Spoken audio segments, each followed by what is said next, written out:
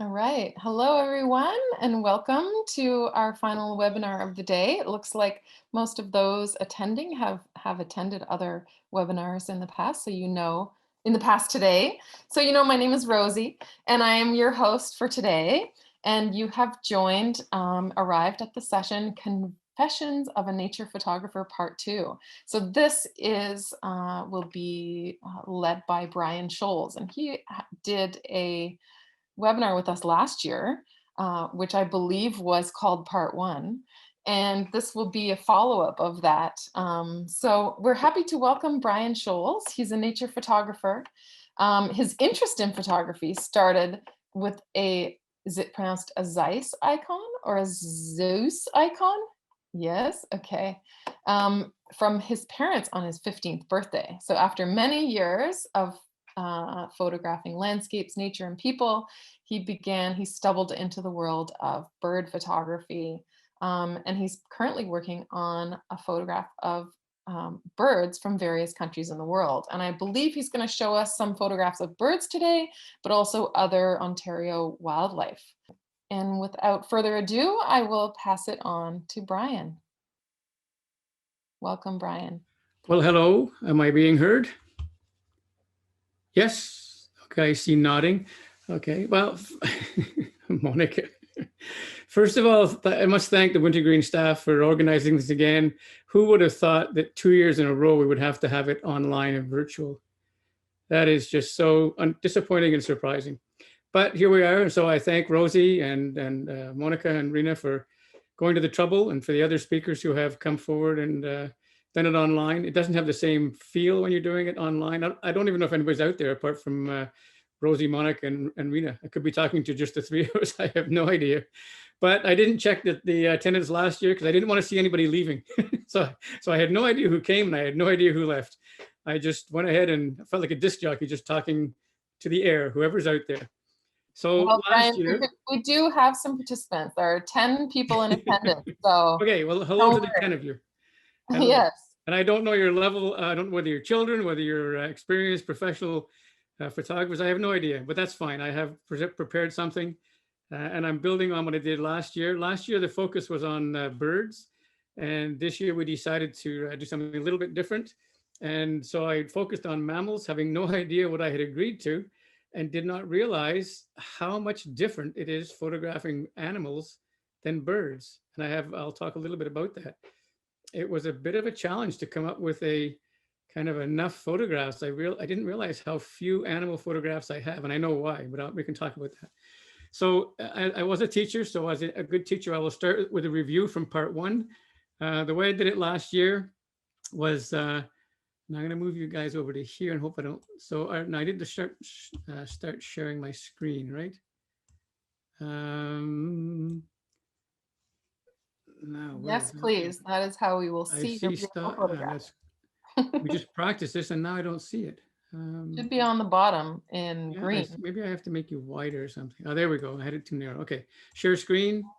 And if I click on this one,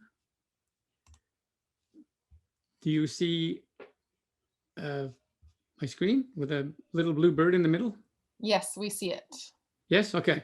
So I will start. It's more of a slideshow. I made it into a video, but I didn't really add much video, and I can explain about that as well.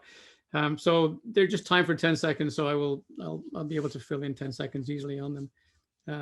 And I may have to stop it from time to time. So let me see if it'll respond to the space bar.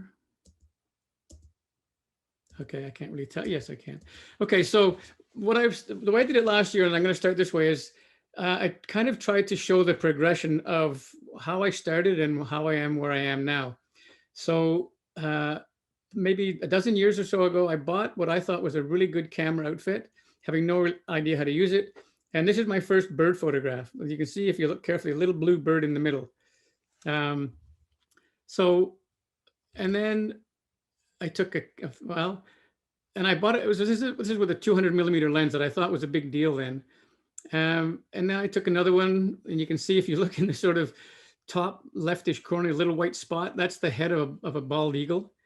That's what I started with a dozen years ago. And then I thought, well, I'll just zoom in and then I'll have the photographs. well, that's what happens when you zoom in on that bluebird. You don't, you don't get much better. And then I tried the same thing on the bald eagle, and that's what I was at. So I started with that quite a few years ago. Camera cost probably $1,000 back then, and the lens was maybe as much. And this is sort of where I am now. So that's an improvement on the bald eagle for sure. And now I have different equipment, which has been one of the biggest changes. Here's a local hooded merganser that I took a picture of with my new equipment, obviously. Here are some peregrine falcons that, again, so now I'm using entirely different equipment and probably a different approach. I'm much, now, so I'm going to pause it here for a second. So now I'm going to do the same thing with the animal photography. And this where it begins the story of why is it that much harder? So here is a small collection of early, not particularly good photographs. In the bottom left-hand corner is a wolf. That's the only picture I got of it. And then we have, going from that wolf. So the photographs that I'm going to be showing are primarily animals that you would find in Ontario, in Eastern Ontario. Not all of the photographs that I took that I'm showing were taken in Ontario, but they are of animals from Ontario, with a few exceptions, and I'll explain why I've included those. So here is a bear. I was saying that there are a few photographs included that are not from local Eastern Ontario. The ones that I have are animals you would find here, but they may not have been taken here. Okay, so we get that running again. So here's a picture of a bear. Again, not a particularly good picture, quite a distance. Here are some coyotes. These were actually taken in Alberta. Again, quite a ways away. A deer, this is not so bad a photograph for me in the sense that I like it when I can see the surroundings as well. But again, that is of a red fox at the Boat Museum downtown Kingston. Oh, wow. Bit grainy and in the middle of the photograph, but it's there. This was a surprise to me. I'd never seen a bear climb a tree before, and they climb trees like we would climb a set of stairs. I had no idea they were that nimble and very high. So now these are sort of the new and improved ones. Again, different equipment, different approach. This is a caribou from Newfoundland. We will not see those around Ontario.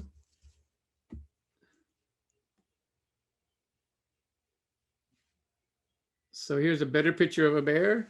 That one, again, photographing some animals is a little bit precarious, bears in particular. I think at that point, she had sensed me and realized that there was something out there. She had a couple of cubs. So I was being careful to keep my distance, but as a photographer, it's really hard to resist when something like that comes along. So I took a couple more pictures and then thought, okay, that's enough. But boy, you have to fight the temptation to want to get better and better. Here's from Cataraqui Conservation Area. The beaver, we are known for the beaver. They are not that easy to find, and they are not that easy to find doing anything interesting. So one of the things for anybody who's thinking of starting nature photography, any photography, is in a sense, ask yourself, why do you want to do it? What's the motivation? Is it to be a hobby? Do you want to be creative? Are you looking for a reason to get outside, learn new things? And then on top of that, especially when it comes to gear, is what do you plan to do with your photographs? If all you want to do is share them on the internet, then you can get away with less expensive equipment. If you want to make money, well, then you're looking at probably $10,000 to have the kind of equipment that you're up against as competitive photographers. If you might want to make framed wall prints, that's been on my list of things to do since I started, and I still don't have any up, not of mine. Publish in magazines, I never have. I do subscribe to a magazine, and I don't know that I want to do that, but it's a possibility. Create books. That's one of my goals. I made one little book last year just to get myself started, and I would like to try and not make a fortune off it, but enough to at least have a sort of a goal to get towards. Posters. I made this poster quite a few years ago of I think it's about 66 birds that I took photographs in Nigeria, and I plan to make a few more of these. It's one way to kind of organize your work to see it.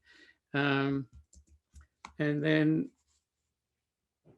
the other thing that last year I had 3 goals with my photography.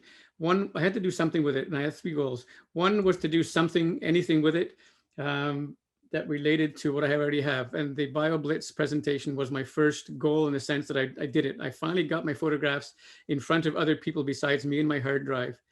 The other thing that I did was I made a calendar, and I gave it to friends and family, and it was really a fun process. Um, and has been very well received. So that I will certainly do it again.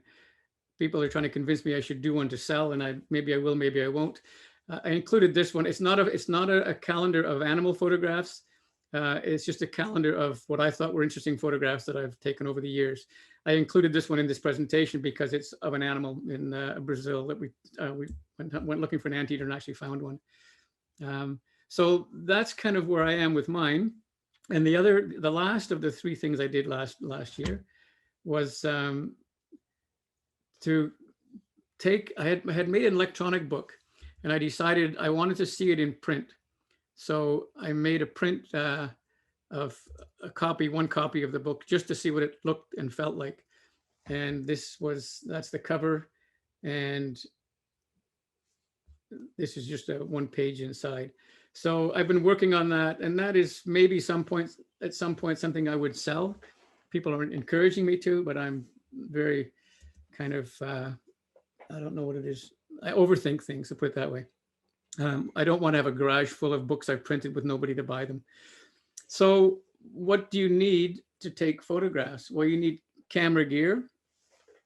You need 3 things. Camera gear is one. And this is the gear I have right now. It's kind of due for an update. The top right-hand corner is what I take most of my photographs with now. It's big and it's heavy. The whole thing now with mirrorless cameras is available, more expensive, but probably 1/3 the weight, maybe 1/3 to a half the weight. Next to that, on the left-hand side, is a microphone that is really, really good for certainly when you're photographing birds.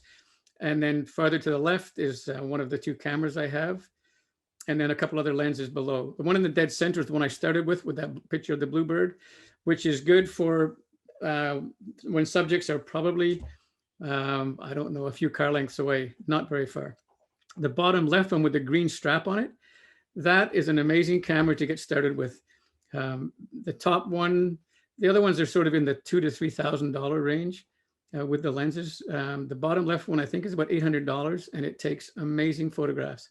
It's made of plastic, so it's not quite as durable, and the resolution, if you enlarge the photographs, is not quite as good, but it takes really good photographs, and the zoom is something else. It's a 60 times zoom, which makes it longer than the one at the top right. So that's my gear. Then you also need, once you've got the gear, you need light. And I threw this in because it's a nice picture of light, but also because another viable camera is a phone. The phones are getting better and better. And I just paid a ridiculous amount of money for a new phone. And the only way I could justify it was because I said, I'm buying a camera, not a phone. So I bought an iPhone 12, I think $1,600, I think it was, something like that. But the quality of the photographs is just amazing. You can't zoom in very far, it's 2.5 times zoom, but you can still get some really good pictures, especially if you want to do close-ups, insects, flowers, and things. But for mammals, well, you could get some good scenery shots. So you need camera gear, you need light, and you need a subject.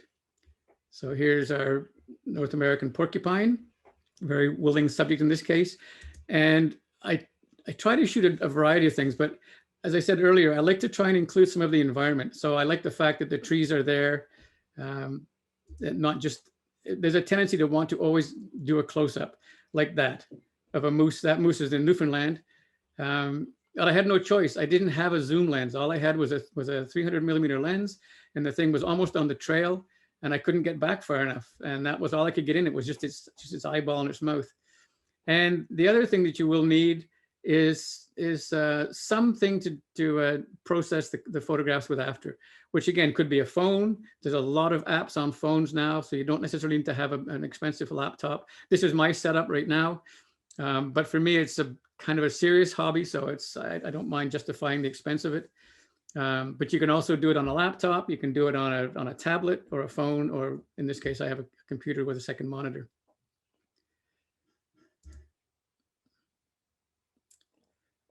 And then I have a whole bunch of hard drives to back everything up. I'm a bit of a, okay. Now, so then we get to the question of how is photographing animals different than birds? And this is not my photograph. This is from a friend of mine. It's a picture of a fisher that was taken at Charleston Lake. And one of the biggest difference between photographing animals and birds is that animals are just hard to find. There aren't that many species in the first place, and they're hard to find. This, I think Jim has been in the bush for, I don't know how many, maybe 30 years or more. This is the first time he's ever seen a fisher. And that was only seen because my partner Lana was the one who see it. She's my guide. So I've been back to Charleston Lake, but just on the off chance that it comes back, but I haven't seen it. So that's the first challenge with animals is finding them. So that's a picture of a fisher that I say is not mine, but Jim was kind enough to let me include it in the presentation. When I put that up, do you see the little timer coming up when I do that? Can somebody nod? I guess I can. I'll never know. Okay. The other challenge, and partly related to the fact that there's not that many of them, is they need more territory. So there are fewer of them in any given area. If you go to Cataraqui Conservation Area, you'll see a bird of some kind. And when you're looking for, you'll see something. There will be birds there. You may or may not see one of the resident animals, and there aren't that many. It's a small park. It doesn't sustain very many of them. So if the one that is there is not there when you are, then you're out of luck. But for birds, there will be more there. The density is higher for sure. So this was taken in Westport just recently. The other challenge you have with animals, and this is a bad example, but the previous example is it was easy to find because it's black on white. But they, unlike birds that can be colorful, move a lot, they're hard to find. So this is just a squirrel, and I don't know what kind of a squirrel is. I thought there was a red squirrel, a least something squirrel, and a gray squirrel. And I was doing some digging around. Apparently, Canada hosts 22 different species of squirrels. So I don't know how to tell them apart yet. I didn't even know there were that many. So this one doesn't look like a red squirrel, doesn't look like a gray squirrel. So I don't know what it is, but it's a squirrel. And I threw it in there because they're well camouflaged. So even if there are animals there, the chances of you seeing them compared to, say, a scarlet tanager or some other bright, blue jay or a cardinal, they don't have bright colors. So even if they're there, you might not see them. And they don't move very much, and they don't move quickly until they're ready to move. So I don't know how many times I have been startled by a squirrel or a chipmunk that was right there, and until it moved, I didn't see it. So those are the challenges. There are fewer of them. They need more territory. So in any given area, there aren't very many. They don't have bright colors. They're camouflaged. And one more that I'll add to it. Well, I have a couple more. I guess 10 seconds for slides is too long, right? Last time it was too short. Okay, well, I'm missing a picture, but I had a picture of a rabbit. I thought I did. And rabbits don't make any sounds. Animals very seldom make any sounds. So birds give themselves away, especially during nesting. They're talking to each other and driving other competitors off. So birds make noise and give themselves away. Animals don't. I think I'm missing a couple of photographs here, but that's okay. Let's just see. Okay, so there's the rabbit. So I do have a rabbit. So as you know, of course, rabbits don't make any noise. So unless you see them move, and if they're in anything brown, you probably won't see them. And the last of the, there's one more, is that if they seldom stick around, they leave quickly and they typically don't come back. A bird will often come back to the same perch. A flycatcher will just go away, come back to exactly the same branch time and time again. But if an animal is startled, they go and they seek cover and they don't come back to see how you're doing. They're not that. A deer might look over its shoulder, a moose might, but and a bear might look up, but they typically are not interested in hanging around. So what that means as a photographer is you might only get one chance to get a picture before it's gone.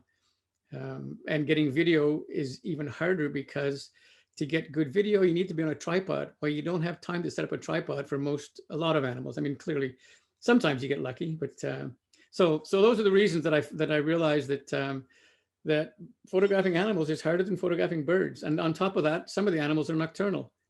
I don't have a picture of a skunk. I have a picture of a roadkill skunk, but that doesn't count.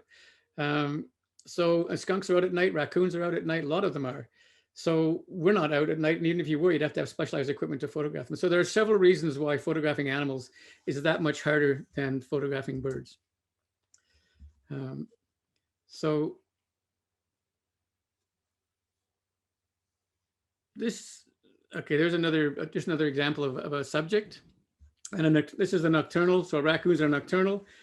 So, and they're also daytime, but they do a lot of roaming at night. So then how can you find animals to photograph? Many, if not most, photographs of animals you'll see in a magazine were taken on guided trips that are very expensive. And the guides are being paid well, so they know how to find the animals. They know where they are. That's what it comes down to.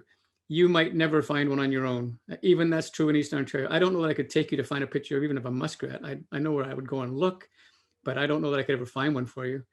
Unless one unless I knew where a den was or something, or a beaver lodge. But so I threw this in because we have not been on very many guided trips. For us, we get as much enjoyment out of finding things ourselves, but there are a lot of places that you can't do it, and there are places where it's dangerous. This was taken in India. We haven't been on any expensive safaris. This was a great safari because it was $1. They had a bus that drove through a park with about 20 people on it, and they drive around and around and around looking for anything, looking for tigers primarily. And they found a family of tigers. We went out, I think, 7 times. It was like maybe 45-minute or an hour drive, but for $1 a pop, it was worth it. And we actually ended up seeing one. So guided tours are one way to be sure of, or to increase your chances of seeing animals.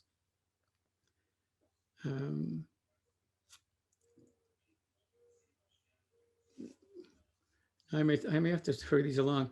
Okay, another place to see animals is in rescue centers, and this was taken at the Kirkland Eco Museum outside Montreal, that has a collection of animals that would not survive on their own. So this is not an Eastern Ontario animal; it's an Arctic fox. It's blind. But it's a great place to go to learn your equipment. Here's a timber wolf. I don't know why he was there, or sorry, a gray wolf. But finding those in the wild is not easy, and getting close enough to photograph. Here's an otter, also at the Kirkland Museum. So captive animals are a good place to go and practice. Here's I've never been that close to a beaver. That's at the Montreal Biodome, which is a great place to go and see Canadian wildlife. It's a wonderful museum. And this is one of my goals or dreams, is to photograph a lynx in the wild. This was taken at the Montreal Biodome as well. And ethically, I don't think any photographer worth its salt would ever take a captive photograph and not say it was so. You can either go on a guided trip, you can go to see captive animals, or you can go looking yourself. I have a bit of an edge because my partner Lana is a very serious birder, and I think probably 80% of my photographs are due to her finding them. I just don't see the things she sees. So she finds even the animals, I don't see them until she points them out. Even then I have a hard time seeing them. So without Lana, I would have a very, very small nature photography collection, other than flowers and things that don't run away. So I have a bit of an advantage because I live with what she could be a guide. So I have somebody who is able to help me find things that I would not find on my own. One way to get around that is, you don't have your own guide in the house, is to join clubs or watch when people are going out on outings. Different organizations around do guided tours for locals. I'm not going to go into detail on this, but clearly, if you are going to go looking for animals to photograph them at all, I think it's become fairly common practice now to exercise decent ethical behavior. Basically, leave them alone. There is no photograph worth disturbing an animal at all. Baiting animals is, for me, is completely outrageous. I don't know why anybody would want to attract an animal by giving it food, bringing it to the highway. So, this is the Nature Photographers Network Code of Ethics. Most organizations have codes of ethics, and it's fairly simple. Just don't bother them. Don't do anything that would disturb them just to get a photograph. Just enjoy looking at them if you can't get close enough, or get a bigger lens, or do something. Think about it before you start bothering them to the point that it interferes with their breeding. And a lot of them are drawn to the roadside and they end up being roadkill. So you have to give some credit. You're going into their territory, so you have to kind of respect that and just hold off on the getting too close. Doing research to know what's around you. Most parks have lists of what's in the park, so that can be helpful. This is a list of what is considered to be in Eastern Ontario. The ones highlighted in blue are ones that I have photographs of. Not necessarily good photographs, but at least I have photographs of those. The ones in the bottom left with stars, the two yellow ones are ones you've seen on earlier, the lynx and the Arctic fox. They are in captivity, so I don't count them as my photographs in the sense of nature photography. The bobcat, badger, cougar, and wolverine, they come up on different lists as having been seen or reported to have been seen in northern, maybe in Algonquin, but I've never seen any of those. And people are still debating whether those who think they've seen them have actually seen them in this area. So that's what there is to see. At the bottom right-hand corner where there are no blue, they're all little creatures that I don't even know. I've seen mice and I've seen things scurry down holes, but I've never tried to photograph a shrew or a mouse or a vole or any of those guys, or a bat. But they're out there. And the ones that I might get one day are the striped skunk, the ermine, the fisher, and the marten. Other than that, if I knew what a least chipmunk was, I might be able to photograph one of those. And to get any of those, you'd have to go north to see any of the other ones, I think. Bobcat and badger. I like photographs that show the environment, and the environment can be any number of things. I could do a close-up on the deer in the bottom left-hand corner. You'd have no idea where it was. You wouldn't know if it was in a zoo or not. These, I believe, are mule deer taken in Alberta, but it makes for an interesting photograph. I had another one of the same bunch, but I didn't include it, of them standing at the train tracks. And that just creates it's a different feeling. Here they are in the Hoodoo area. So again, these are not from Eastern Ontario, but I'm trying to get across the idea that it doesn't have to be a close-up to make an interesting photograph. I put this one in terms of finding them. So I've learned from Lana what she does to try and find mostly birds. And it starts with sound. She hears something, typically, a bird or a sound she doesn't recognize. That's not much help for an animal, except for it might rustle the grass if it's moving in the leaves. And then she looks for movement, and that is very helpful. Animals will give themselves away by moving. And then she also walks very quietly. And it's a challenge. If there's one other person, we're such social creatures, we want to talk all the time. And that's all the clue that animals need to move on. So I put this one in because it's an example of ways to think about it. So when you're coming to a clearing like this, that bridge is crossing water. There's a reasonable chance that there is something at the water. And actually there was a muskrat there. So anytime that you're walking on a trail and coming to a clearing, stop before you present yourself to whoever's out there. Stop, go really, really slowly and look around, and there may be something there. If there is, you probably want to, I've obviously advanced really, really slowly, but crouch down, try and blend in as best you can. And if you make any kind of noise, typically that's if you step on a twig, sometimes that's all it takes. And of course, the obvious risks in photographing some animals, bears in particular. I don't know whether any other animals that we have that would be a problem. So I'm going to talk just some advice. These are otters taken in the Tay River by Perth. Interesting creatures. I only just learned that the way I can't tell if otter, no, a muskrat from a beaver in the water. I still don't know what the facial features are, and yeah, that's often all you see. You need to see the tail, and the otter sometimes can be mixed in there as well. But the otter, its tail, they kind of when they go under, they arc their tail out, so they kind of give themselves away. Here's another example of a photograph including some environment. It doesn't have to be a full body. This one I tried. What if you made it square as opposed to portrait or landscape? Just different. I cut off half the animal. What if you did a portrait? So it's longer than it is wide. This one kind of lends itself to that. It's a raccoon. I think most people will know the animals that I'm showing. One tip that I've learned the hard way is set the camera up before you leave the house and take a test shot. Don't just sort of, okay, I'm all ready to go and open the thing. Let's make sure there's a camera, there's a battery in there. Take a test shot because there might not be a card. The battery might be in there, but dead. So it's important to, and as I say, you don't get much chance when you're out in the field to make many adjustments. So you need to be ready. I would advise, if you know what it means to shoot RAW and JPEG, the RAW file is much bigger, but it allows you to do much better processing after. Certainly carry an extra charged battery, an extra camera card. Make sure that the card is not full. Carry a charged phone for safety reasons, for one thing.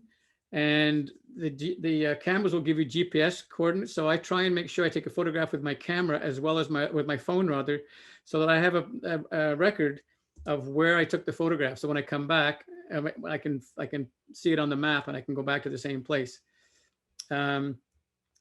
For video, a tripod or a monopod is pretty much required. Very few photographers are using tripods these days with the new resolution or the new stability features in the cameras. This one, I thought that I didn't realize until, but I thought the fox had some kind of a kill. I thought it got something, but it's a worker's glove. And yet, so you never know what's out there. You never know what you're going to see. Lana was not looking for a fisher that day, right? She had no idea it was there. And then a little bit of kind of emergency first aid kit, a flashlight, something to wear so that you're comfortable. So you may have to stand for hours. I mean, I've stood for quite a while. And you have to prepare in Canada, especially now in this area, for ticks that are a huge problem. So ticks, bugs in general, black flies.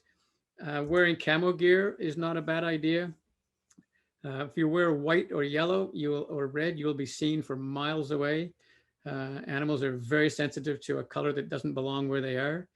Sunscreen, a reasonable hat, those kinds of things. And I insure all my camera gear, so I don't worry about it. If it gets stolen, or I even insure it against breakage now. So if I don't worry about it. If I drop it, I pay an insurance and they'll replace it. Here's our friendly groundhog taken in a cemetery. I do have other shots of the environment, which is, again, adds a little bit to it. We're at 41 minutes. I think we're close to the end. Fox kits playing on Pinnacle Road. That was taken from the car. That's another little tip, is shooting from the car. If you see something on the road, it's not as likely to move because of the car, but as soon as you open the door, whatever it is likely to go. So, and they sell bean bags to wind your window, so you can wind your window down. Here's an example of kind of the fleetingness of animal photography. This was at Cataract Conservation Area early in the morning. This deer walked for about probably 40 seconds. I happened to be set up with my tripod to shoot. I was shooting a song sparrow, and I caught this out of the corner of my eye, but it was there and gone. It was 30 seconds probably. It walked across there and it was back, and then it disappeared again. So yeah, so being ready is really good to be able to catch things that don't last long. Again, close-ups have their place. This one has interesting colored tail. Again, I would have said a red squirrel, but now I'm not sure. There's a mother muskrat. I showed this one last year. I didn't know she was carrying babies until I thought she was building a lodge until I got home and then zoomed in. So there she has a baby in her mouth. This is just outside Gananoque. Here's another example. We were there photographing a other kinds of birds, and this mink appeared out of nowhere, and it went around us. We were in a canoe, and it wanted to get to its den, and it swam around us. That's the only picture I could get. I wasn't set up for it. I had a long lens, and all of a sudden it's like 2 feet from the canoe, so I had a hard time getting it at all. And this is the kind of photograph that if I could make more of them, I would. I really, my interest in photography, I'm not a biologist, I'm not a naturalist, I'm not a bird watcher. I like visuals, and this is the kind of photograph that really appeals to me. The color, the greens, all the ripples in the water. If I could make more photographs like that, that's what I would focus on. I'm trying to, but so much of it is luck, and you increase your luck by being there and being ready. I think that's the end of the collection. Yeah, that's it. So I'm going to stop sharing my screen. Oh, before I do, one more thing. This is the little camera I was talking about. This is the power of its zoom. So this is on one of the Rideau trails. Handheld is terrible, but that's the way it is. So that's how far that camera will get you to. And if it's on a tripod, that takes amazing photographs, amazing video on a tripod. And it's $700, not $7,000. So I will stop sharing, and we can go from there. I think I'm looking at 45 minutes. Hope we have a little bit of time. Yeah, great. How are we doing? Thank you, Was Bryan. anybody there still? I don't know. Yeah, everyone that was here before is still here. Don't worry, Okay, well, nobody left. That's good. Thanks, Bryan. Yeah, Yeah. just in reference to that camera you just spoke about, there Yes. is a question here in the Q&A about a camera you could recommend as a good starter camera, not a cell phone, preferably under 1,000. So can you give us a name of that camera? That one is a Canon SX60. I forget. I think it's SX70, SX60. It's Canon right here. SX60. It's only this big Oh, nice. with a What's the zoom like? with a zoom. Particular lens on it, or is that the one? No, that it's built in, which makes it great for video because you can zoom in and out without trying to do it manually, which ends up shaking the camera. So this one is actually an SX70. So it's a 70 times zoom. And this is what I use to take the picture of that owl in the last owl. This is a great camera to get started. Camera Kinks and those guys there, they know what they're talking about. This is only one. There's a collection of these. I think they're called maybe super telephotos. I'm not sure what the exact name is. Okay. But I see a lot of people, this is all they have. Maybe a better version, like a more expensive version, like a Sony version, but this is all they have. And I keep wondering whether it's all I should have, but when I do enlarge them, I realize that the quality that I want is just like that last one I showed of the muskrat in the green water, the reflected green water. If I wanted to make that large enough for a print, I don't know. If it's handheld, then you run the risk of it being. I don't know. But that's. I would suggest start looking at those. Mm-hmm. And they have so many features but that's what I would say to start with. And if possible, you can rent. I don't know whether Camera Kingston rents or not, but there's a place called, I think it's just called Lens Rentals, and the guys in Ottawa rent as well. Is it a Vista? That's not the right name. It's something like that though. Vistatech. Okay. So when I bought that big lens, I rented it for 3 days to make sure that, because I didn't want to spend, I think it was $2,500. I didn't want to spend that kind of money until I knew what it was like for me, because one person's recommendation may not be good for you. So I would recommend, if you can, rent for a day or two, and then go out and shoot everything you can think of. That's a good recommendation for sure. Okay. Yeah. So yeah, this is time for more questions. It looks like there are several people excited about that camera. Okay. That you recommend. Well, I shop a lot. Like in terms of, I do a lot of research. That was the best one for me at the time. It's 2 years old. Things change so fast in the camera world. I wouldn't say that's the best of that class, but look at that and then look at its competitors.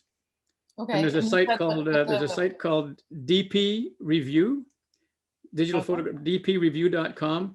They review every camera, and you can do but you can make tables and compare, like put 5 cameras and see how they're all different or the same. dpreview.com. is a quick way to, and they're not selling anything, so they review them based on their merits. So Right. Excellent. yeah, So there's another question here. yep. Have you ever explored underwater photography? I have not. I have not, but I was talking about it recently. And it it doesn't appeal to me personally because I I, I don't. I like to be able to breathe.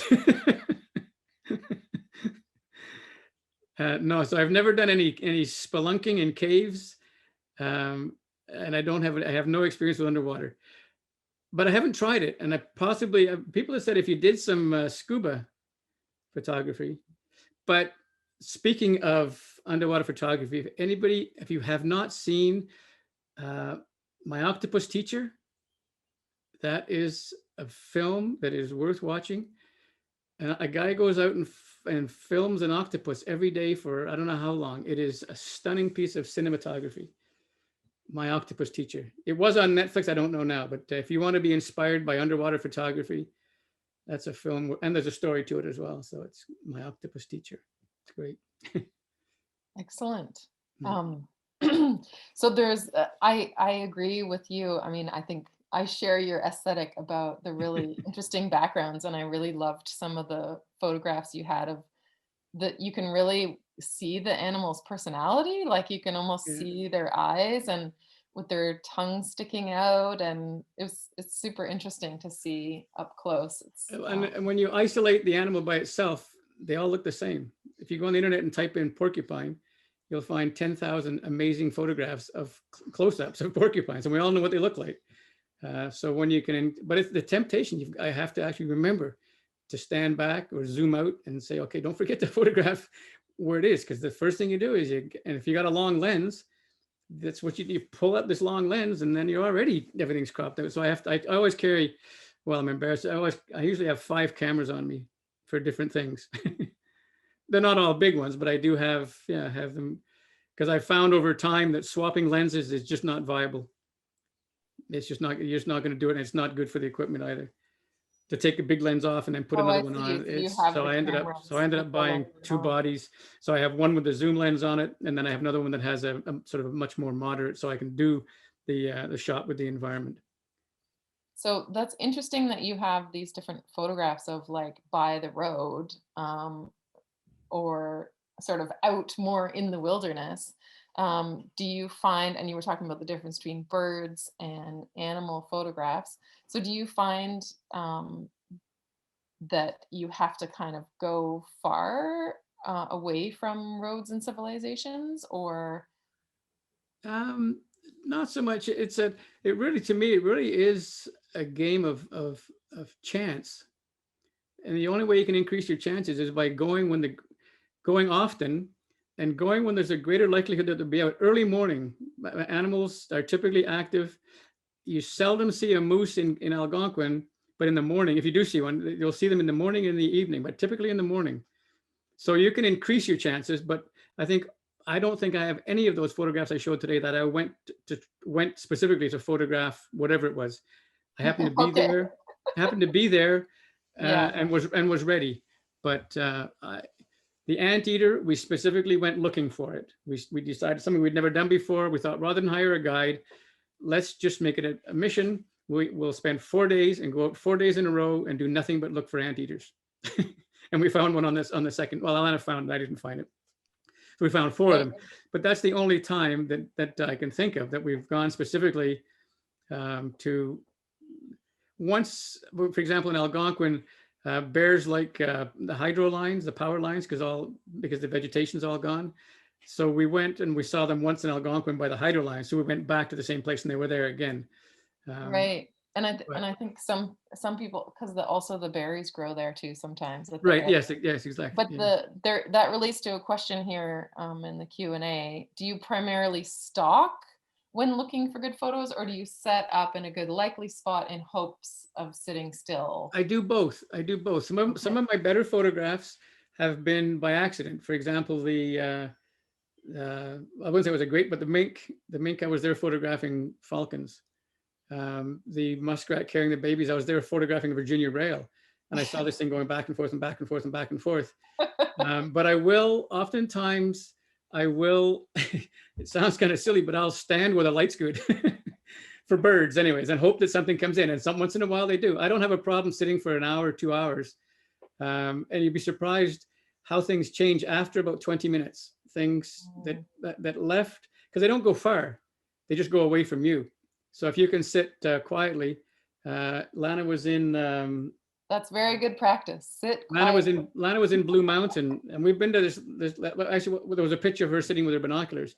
She was sitting. We've been there many times, and she saw some otter in that pond or that part of the lake, and decided to just sit there. She sat there and sat there, and they came up almost right to her. They didn't know she was there. They popped up like they do with their heads, and they looked at her and and they took off again. But that was just from sitting on the off chance that they come, and they did. So I think, did I answer the question? You did. You did. Yeah, but I do oftentimes will a bird to come into a nice setting. Sometimes. So what did you say? You set up with a what? I didn't get that word. Just now? Well, you said something where you set up with something for a bird to come to? Well, I said I will them to come. I Oh, set you up. will them to I come. will them to come. You will come. I'm set up. The Oh, light I is see. the light Okay. is beautiful. The branch is great. You know, it's an autumn Okay. color. I want now a blue jay to land on these leaves. And Okay, we have a once in a while they do, right? nice. But it's not a game for people who are in a hurry. And I've also discovered that it's hard to mix the two in terms if you're going for a hike or you're going to photograph. Right. They're different. And I, for a long time, tried to combine them together, but it ends up being not much of either. So it's better to decide, okay, I'm going to go to photograph and I'm only going to walk whatever, 3K, 4K, and I'll stay in one place for 15 minutes. Or I'm going to go for a 10K walk. Yeah, And if that I makes see sense. something, What fine. we have another question here. Mhm. How many cameras do you have? Oh, just the ones I mentioned. I don't have, well, I have this one that I showed earlier. I have this one. My big lens is in for repairs, so I haven't taken many pictures this year. This is the second body that I used for, and I have this one that I use primarily. It has a macro lens on it for insects and flowers. And then I have this little guy that is another awesome. It's a little Sony, but it is just a crazy good. But again, it's $1,600 for that little thing. But the quality of it is outstanding. It's what professional photographers carry, so they have something in their pocket that will take really good photographs. And then my phone, so I can easily have all 5 of those with me on any given walk, any given hike. And I'm looking to change. They're 10-year-old cameras. The cameras were $1,600 and $2,000 10 years ago. They've served me well. The technology has moved on, and digital cameras, I mean, not digital, but mirrorless cameras now offer much better quality and features and much lighter. And they even Okay. they Yeah. have some zoom lenses now that weigh a third that. Now the Canon has a couple of new zoom lenses that are under $1,000. Before they were $12,000. Wow. Yeah. So The things are prices have moving come along. down. Yeah. Yeah, yeah, So there's a couple other comments about yep, mosquitoes and things. yeah, Two last questions and then we'll finish up. I think yeah. the photograph specifically of the owl, wondering what time of day it was because we were thinking that it was nocturnal. So Barred owls, well, yeah, they're often in the trees. I mean, they're resting. oh, okay. They hunt. They're nocturnal in the sense that they hunt at night, but they're there resting, and they might move from branch to branch. Barred owls are the easiest to see around here. They're large for one thing, Okay. and they're quite Great. plentiful. But in the area we have screech owls, we have great horned owls, but not in the same abundance as the others. So yes, they hunt at night. Yeah, that But makes they sense. roost in the day, and if you've got somebody with good eyes, I don't, then I think I've seen one owl on my own. Not good eyes, but good cameras. I see. Yeah, that's it. Yeah, what I make up for. Yeah, good camera. And the last question Yep. before we close off is, do you submit your photographs anywhere like for identification? So if you see something you don't know what it is, do you use like an I app or have done. iNaturalist is the best app for that. I've done that with I don't know butterflies. I don't really know flowers. I might put those chipmunks up or the squirrels because I'd be curious to see what they are. I had no idea we had 22 species. Um, and once in a while, we'll put, because Lana is very adept at identifying birds, we seldom go beyond that, but we have put some up that are confusing. And sometimes the image, I didn't really realize it, but oftentimes the picture is not enough. It depends on the sound, depends on the behavior, depends on the environment. So even an expert can't always tell one species from another just by the. So I don't know how you could identify the head of a beaver from the head of a muskrat, but there probably is a way. I don't know it. The tail is the giveaway. Right. So Great. Well, thank you so much, Brian, my for pleasure. Happy to do taking it. the time to Yeah. share your photographs and your stories. And Maybe next year it'll be mushrooms and insects and flowers. oh yeah, those are We're not incredible done too. yet. And they stay Yeah. still. They stay Sorry? still. They The stay still. I don't need a guide for that. Yeah, maybe not the insects. That's it. Brian, before we close, and I know Yeah. Rosie's has a couple of things to say. Yeah. You mentioned iNaturalist, and we started the day with a discussion about using iNaturalist for the BioBlitz between now and the end of July. So Okay. I would urge you, beg you, Okay. ask you, tempt you to join our project. So since you Okay. already have an iNaturalist account, all you have to do is go to the community tab on inaturalist.ca and drag down to projects and search Wintergreen Studios. Okay. And the project for this year is called, are you ready? Wait I'm for ready. it. I'm ready. Wintergreen Studios BioBlitz 2021. Oh, that's what my files are called. There you go. So if you just, even if you just search Wintergreen Studios, you'll find it. And Okay. all of the observations that you've made in this area since March, we Okay. have a time and a geography constraint Okay. on it. They'll all pop up. And it would Okay. be wonderful to have some of these photos on our project for this year. Okay. And any of the rest of you who've just joined us for the first time today, or didn't see the beginning presentation that I gave, which was awful because the internet kept dying, Oh no. feel free to join our project. And again, it's Wintergreen Studios BioBlitz 2021. So And then thank next you. year we'll be live, right? Next year, honestly, yes, I'm We'll going to just do go it. right We'll out just do there it and say anyways. it. We'll all get vaccinated and do it anyways. Yeah. Okay, thanks. Um, So I'm actually gonna jump in here and just share my screen to say that this is the last session that we have for the day today, but there are many more activities on the Wintergreen website. So these are some curated classrooms, curriculum activities that can be used on different topics, green energy and pollinators, etc. And we also have some land Mhm. art and outdoor activities, self-guided hikes that you can download activities here. And as you'll see, there are links to the project that Rena was just talking about. So if you need more information, that's there. And then we are still tentatively hoping that we may be able to welcome people up for an in-person family day to Wintergreen on June 19th. So it is free and it is rain or shine. So we're waiting only for the province to give us the go ahead. So you can register here on this button to let us know that you would be interested in coming up, so we know who to expect if we are given the go ahead.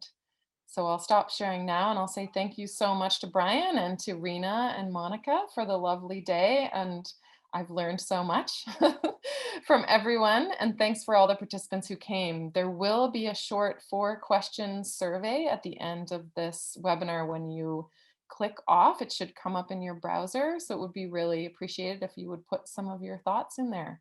So thanks everyone. Any other closing thoughts, Rena and Monica?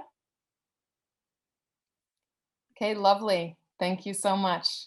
Take care, everyone. Bye.